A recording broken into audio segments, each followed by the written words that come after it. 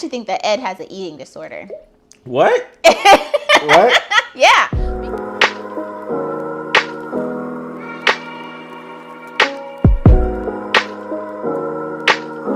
I actually think that Ed has an eating disorder. What? What? Yeah, because you have a sincere problem with food. Like either you're eating a lot of food or you're eating a little bit of food and you're like so worried about the scale. So yeah, I legit think. How's that eating disorder? I don't understand what you're talking about. So there's a lot of different kinds of eating disorders, but I specifically think you have like body dysmorphia and Body dysmorphia. Yeah. Body. Yeah, because like you see yourself in a mirror and you do not see what the rest of the world sees. Like you think you're way fatter than you actually are. Like you're not a fat man. I think that you have a different. I don't think that I'm fat. I don't think No, I'm fat. you think that I only like fat guys. You used to only date fat guys. You were strictly fat guys, super fat guys. That is not even true. So every time I be thinking like, nah. I only dated like a few fat guys. Who could you dated a few fat guys, Yeah. real fat, like fat. Yeah. You were a chubby chaser. There's something wrong with chubby guys. You were a chubby chaser, so like no. There's something wrong with chubby guys. Good looking. I don't see anything wrong with chubby men, but what I do see a problem with is when a very skinny man looks at himself in the mirror and goes, I'm fat right here, right here. And I've dated fat guys, so I know for a fact you're not fat. In comparison to a really fat guy with a woman who loves fat guys says you're not fat. So see, you think you're judging me on the fact that you think because I only dated fat guys that assuming that you're not fat. Look at the comparison. What's the scale? If you were fat, I'd let you know. What's the scale? I'm not saying you're like 600-pound fat. But still, I'm 300 not even pounds. saying you're like super fat.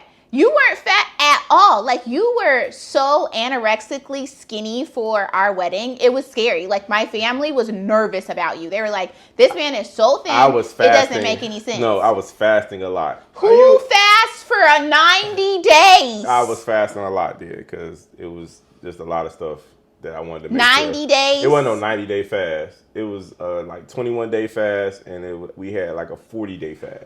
Yeah, so back to back. Far, Theresa 90 days. You have an eating disorder, you have body dysmorphia, and you're anorexically skinny. You know what?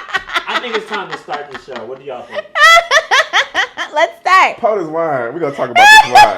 Toast to you. Cheers. Toast So to y'all. toast to y'all for another episode. Today we have wine from Snoop Dogg, 19 Crimes Cali Red. Oh, it's Wow. It tastes kind of decent. What type of wine is it? Is That's it really sweet? good. Is it a sweet wine? It tastes it's a sweet. Sweet red wine. It was supposed to be like a red blend. But it's I usually don't drink red wine, but it's decent. Snoop, A California wine. We see you, Snoop. Honestly, remarkable. And I'm a wine snob. We're going to get into it. We're going to do another icebreaker, okay? Y'all ready? Yeah. Last week's icebreaker was pretty fun. The people in the comments, they kind of came for you, Ed. Yeah, I know. But that's okay. We're here. I'm winning this week. I'm winning this week. All right, so go ahead. As you know, there is whiteboard to your sides, okay? Get your whiteboards ready. And this week we're talking about weight. We're talking about food. We're talking about all of the things. So let's get to it, okay? Mm-hmm. First question. And this necessarily isn't even a who's winning, okay? Question number 1. Okay. Who cooks more? 3, 2, 1. Theresa, okay? That's fair. Okay.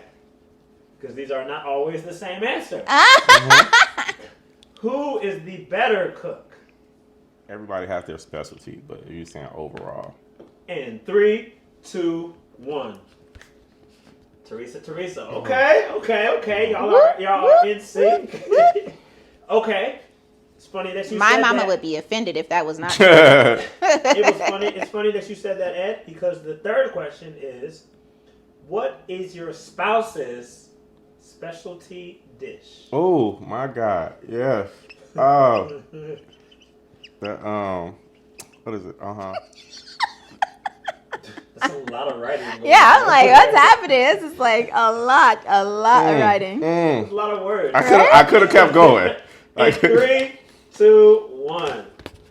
Eggs and rice. We have brown sugar, salmon, baked mac and cheese. Mm-hmm. Oh, yeah. Okay. Honestly, too, and your French toast is really, really good. Well, thank you. Okay, next up. Who is more of a junk food head? In 3, 2, 1. Ed and Ed. Yeah. Flip it over. Ed loves fruit snacks. Who eats the more fast food out of the two of you? That says Theresa. 3, 2, 1. Theresa. I love fast food. You can take Chick-fil-A from my cold dead hands. Last but certainly not least, is there a food that your partner loves but you hate? Oh, yeah. Oh my God, this looks pretty obvious, I think. In 5, 4, 3, 2, 1. Shellfish, grits.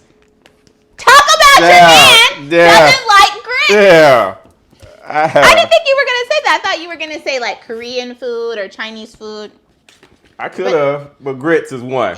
Grits is probably number one. And I'm allergic to shellfish, so that's why I don't really like it. I love shellfish. Real quick before we move on, what's your beef with grits? It's like a thick paste. It gets stuck in your throat. No, tell the truth. What? Which one? His Uncle Roosevelt used to make him grits all the time when he was a child, and he associates it with just being stuck sitting at a table. Oh, so they would say, oh, you cannot finish. You cannot go and play until you finish your grits. And I'm like, I can't eat it. It's a thick paste. Okay, you can add sugar, you can add honey, you can add all syrup, you can add butter. I don't care what it is. It's disgusting. So grits is a trauma. But let me tell you, I didn't really used to eat grits either until I tried Lizzie J's grits. So Lizzie J has had me to reconsider my stance on grits. Lizzie J's at Time Out Market in Chicago. Check her out because like those grits are absolutely fantastic. I've had trauma with grits, but I've reconsidered with Lizzie J. Make sure that you subscribe, like, and comment on our page right here or right here, and click that bell for notifications. All right, y'all. So today we're talking about, babe, you're getting fat. Oh, God. All right. So I know, Theresa, you had a disclaimer for the PC crowd out there, so you want to go ahead and do that? Let me tell you guys. First off, we both acknowledge that we are not large people. And as my friend Kamisha says, you cannot talk about topics that you are not associated with.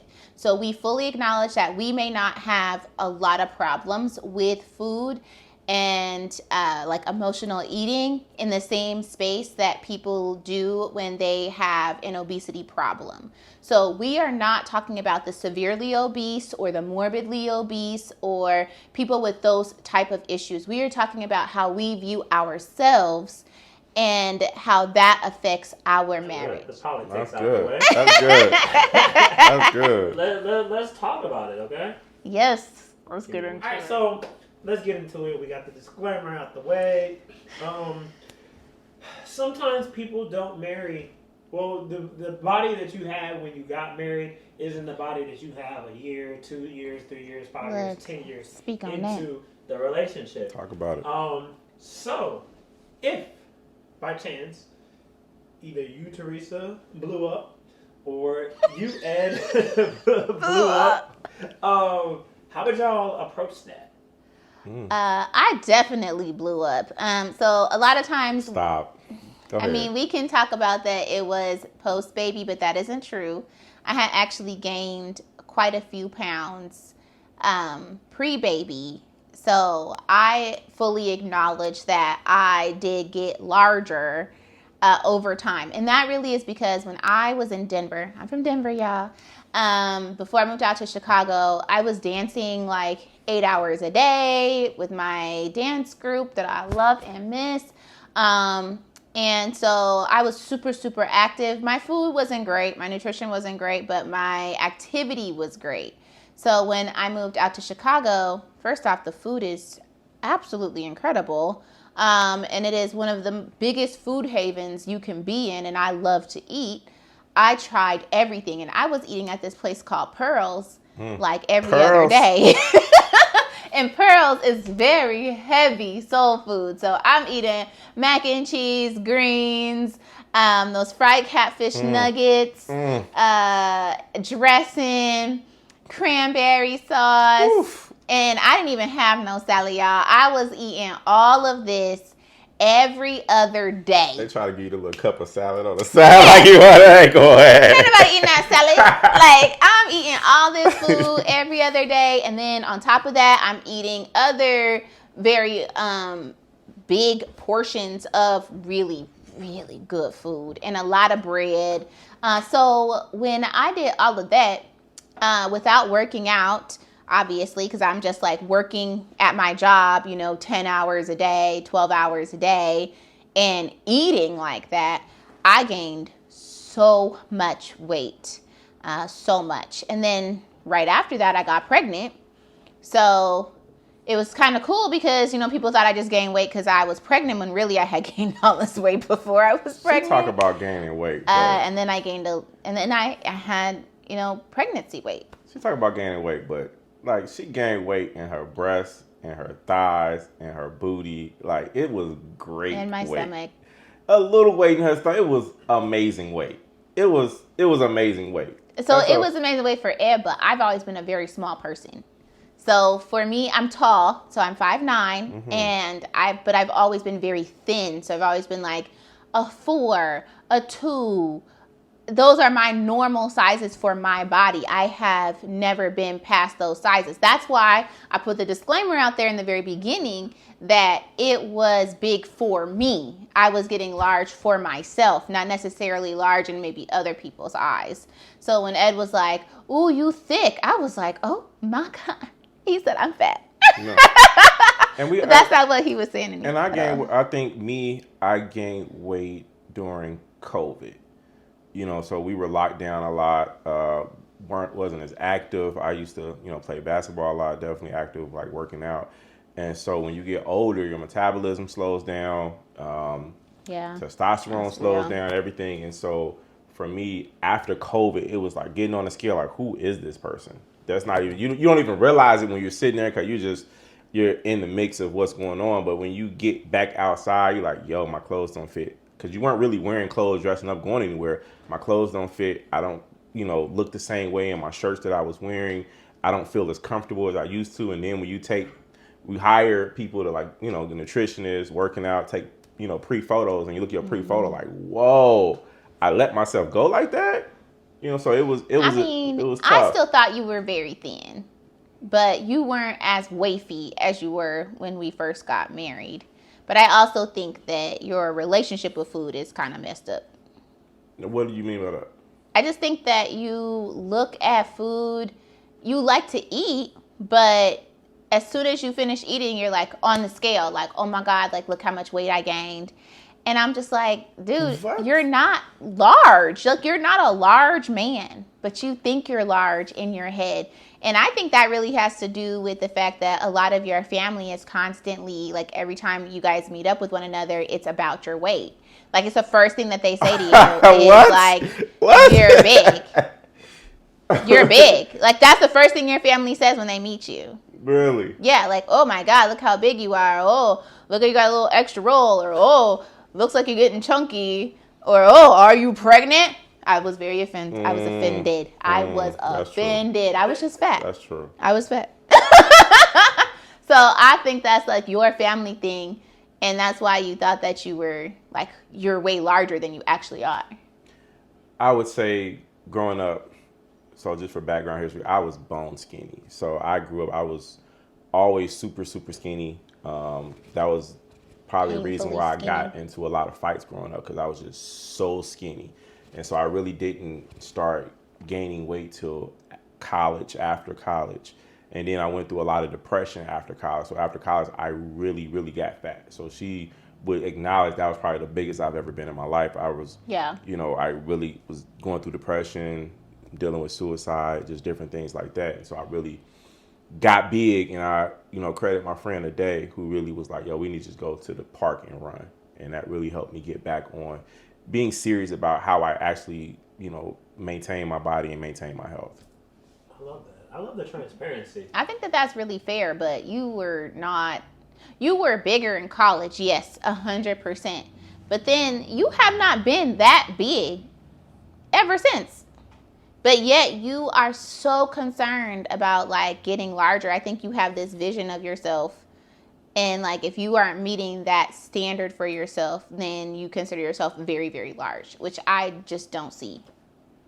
Because I don't think you're large. We see each other differently. Because I don't think you're fat at all. Like when you throw on a dress, you throw on them leggings. I'm like, my God, and it's like what I prayed for. It's amazing, you know, like fellas out there, and you could be mad at me. Maybe you know you marry a skinny girl, get her pregnant. You got what you need.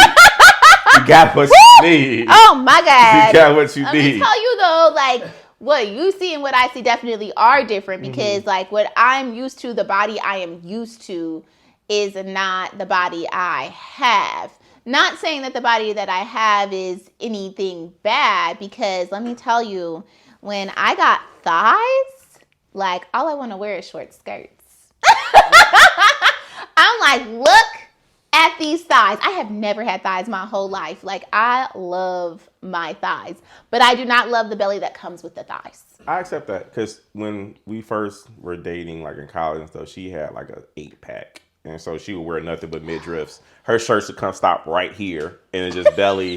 You just see abs glistening. But you know, I know she's gonna get back there, even if she doesn't. I still love her, but I know she's gonna get back there. But what she got now, I'm not going back. So I have a question.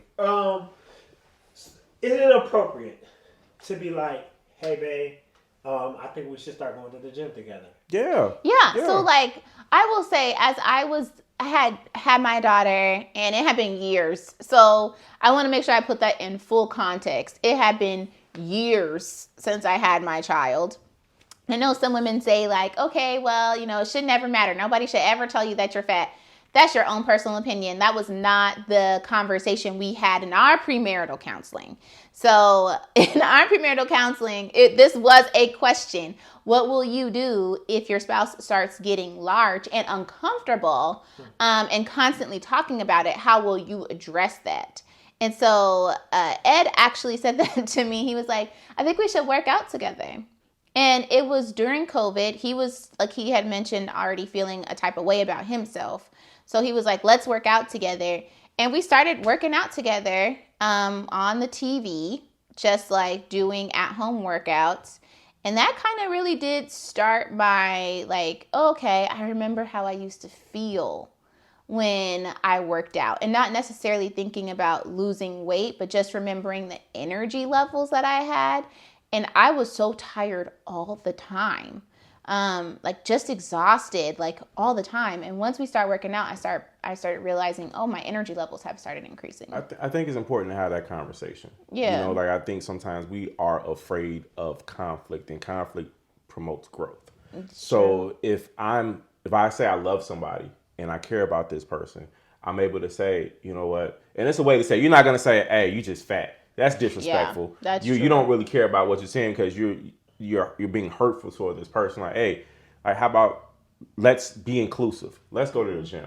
Let's let's get a gym membership. Let's get on some nutrition. Let's change our diet. Let's try different food. You know, if we don't have enough time, we're both and people that don't know, we're both lawyers. You know, so we both have a hectic schedule. So we're not really able to cook all the time. So if it was, you know, can we get some home subscriptions where we can get food diet plans and things like that? So those are better ways to say that we need to concentrate on our health so that we can be in better shape. I want to be married to you, you know, till I'm 80 and 90 years old. I don't want to die 40 years old because we're fat, obese with diabetes. Those are things that we can prevent. So instead of me not saying anything and then lie when you say, oh, how I look in this dress, and I'm like, that's not it.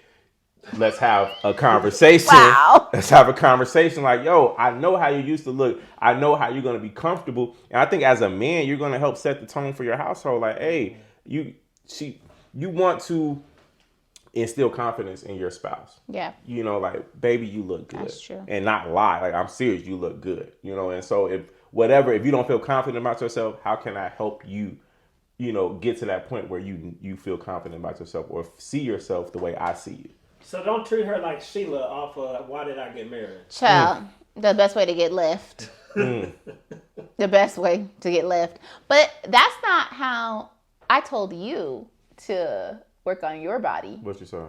You don't remember? So when Ed was complaining constantly, I mean, this was every day. Not that I recommend this, but every day he was like, I'm so fat. I'm so tired of being fat, blah, blah. And I think I was like, then do something about it. Do something. Like, you're just complaining about being fat. Well, do something. Like, look at something, decide what you want to do. Do something. Because, like, you're just talking, but there's no action to match your words. So I'm willing to invest in you feeling better about yourself. So do whatever you need to do to feel better about you. Some people need tough love. So I think I'm more maybe like thick skinned than you. Yeah, for sure. So like she can come and say something like that. Like, all right, I skip it. I finna do something about it. Then you saying instead of like, I know if I said something like that, we'll have a conversation. Like, you really hurt my feelings with that. And those are needed conversations. But for me as a man, like somebody who loves her, like that hurts the most. Like, dang, I really said something that really hurt her feelings. I would never want to do that.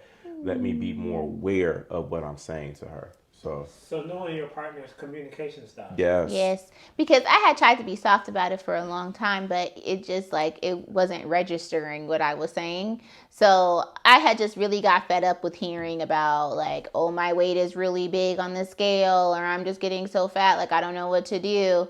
And I was just like, you need to pick somebody. You need to do something. Find a trainer. Like, we know way too many trainers not to talk to somebody. We know way too many people into nutrition than to not talk to somebody. Like, find someone and talk to them, because there are experts for everything. We're lawyers, like he said earlier. And the biggest thing that we think about is, okay, you can do this on your own. You can go to court by yourself. But why would you do that? Find somebody who is good at what you are looking for that can help you along your journey, and invest in that person because they can help you move forward. Don't just like try to do it all on your own, because you've been doing that and you've been getting no results. Mm-hmm. Cheers. Woo, cheers to you. Cheers to y'all. To another great episode. Our question for the week is, are you comfortable telling your partner that they're gaining weight? Don't forget to like, comment, and subscribe, and hit that notification bell. Thank y'all. Have a good week.